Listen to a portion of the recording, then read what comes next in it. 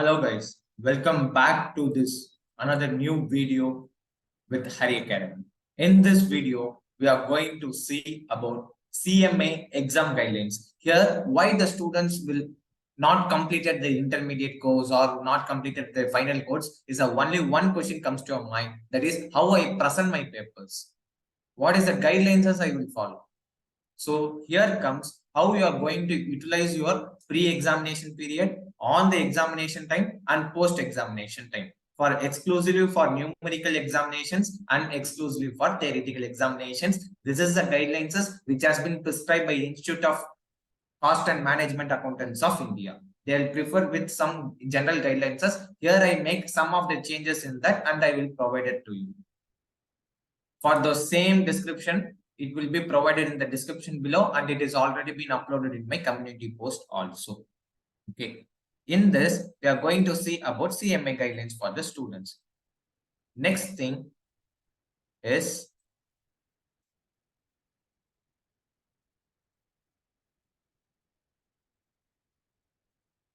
what are the general guidelines which you are providing for CMA examination. First, when you enter your examination hall or examination center, you need to do three things. Don't speak to your friends. Don't discuss about any concepts. Keep your mind calm. Even if your friend is talking anything, that simply says after the examination we will discuss. Okay, these three things you need to do. This is your on your examination center you need to do. Once you getting into the examination hall, you have got 15 minutes separate time for reading the question paper. Is it right? 15 minutes exclusive time for reading your question papers. And then in that 15 minutes, take a quick glance at the question paper and not spending more than 10 minutes to select the questions which you are likely to answer. First, read the question paper from the questions, not from the MCQ point. Don't read it directly from the MCQs. Read directly from the question and answers. That is from your question number 2. From as far as on old syllabus and new syllabus is concerned, question number 1 is completely an MCQ. From question number 2, your entire real works will start from that point. Okay, read that first. Okay, and to this 15 minutes, spend on the questions which you know already and try to figure it out the answers. Okay, and it is not necessarily that you should select all the 6 questions at the first stage, this 15 minutes. Select 2 to 3 questions which you feel too much, 200% confident on it. Okay, and remaining 5 minutes will be helpful to choose the another questions, or you will spend thus extra 5 minutes to do the MCQs also. And then first you need to answer which is your easiest question. Easiest question in the sense, suppose you are prepared very well in branch accounts, write that as the first question. You are prepared very well in departmental accounting, write that as the first question. You are prepared very well in consignment, write that as your first question. You can do it in like this order.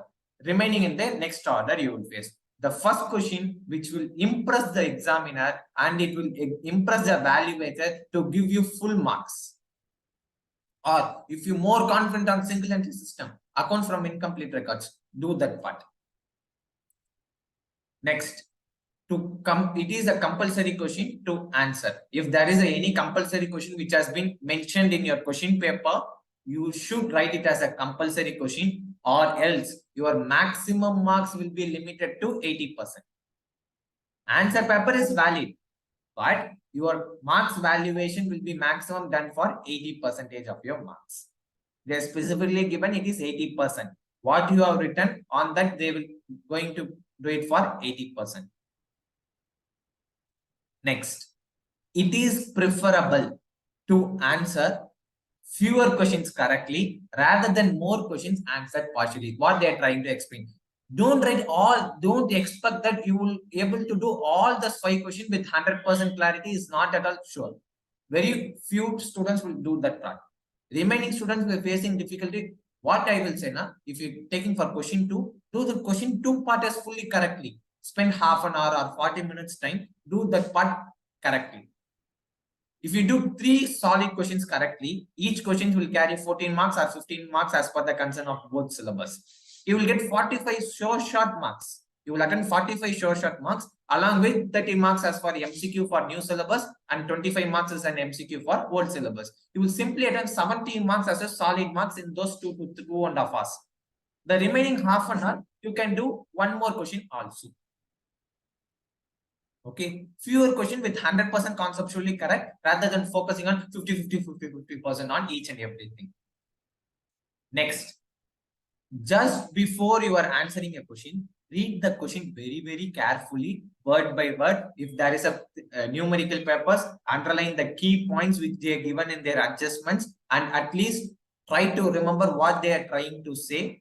Okay, if it is necessary for mathematical paper or for a accounting paper or a cost accounting paper, you can read the question twice, or if it requires, read it for thrice that point also, that specific point also. That's what I'm trying to say for numerical subjects regarding in case of adjustments. Then each question paper is allotted with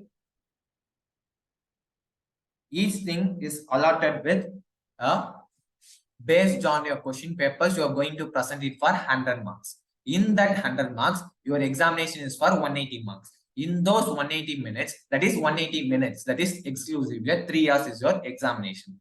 And 15 minutes is a separate time which is given for your question paper scanning. On that, starting of those 3 hours, they are given with their answer booklet. In answer booklet, you need to share 2 things. One is regarding your roll number, you need to write down and you need to share. That are the 2 most important things you need to do. Okay, on those part, what you need to do, that's a most important thing.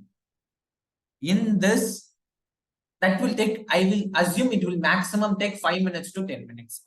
Then I will do 1.7 minutes per mark. If you want to write 1 marks, you need to spend 1.7 minutes. If the question is for 10 marks, you need to do it only for 17 minutes. Maximum time is 17 minutes. Then what is the minimum time, sir? Minimum you need to do it within 15 minutes. Okay, try to stick to the schedules. Okay, but however, you come across with compulsory question if any, or if you are CMA final student, you come across with case study based question. It may also take sometimes up to 1 hour, sometimes 45 minutes.